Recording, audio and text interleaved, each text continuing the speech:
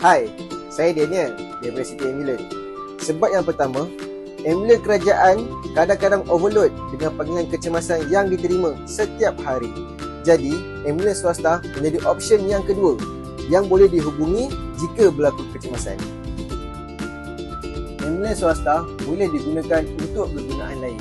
Sebagai contoh, pergi ke pusat dialisis, pindah hospital dari kerajaan ke swasta, pergi urusan bank atau pejabat kerajaan yang memerlukan pesakit untuk pergi ke pejabat.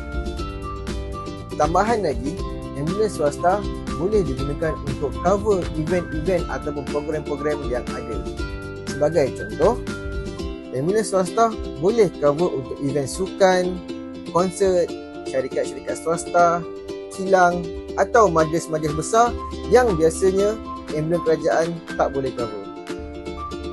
Akhir sekali, kita dapat kurangkan beban sistem kesihatan awam. Dengan adanya ambulans swasta, ambulans kerajaan boleh lebih fokus dengan kes-kes yang kritikal.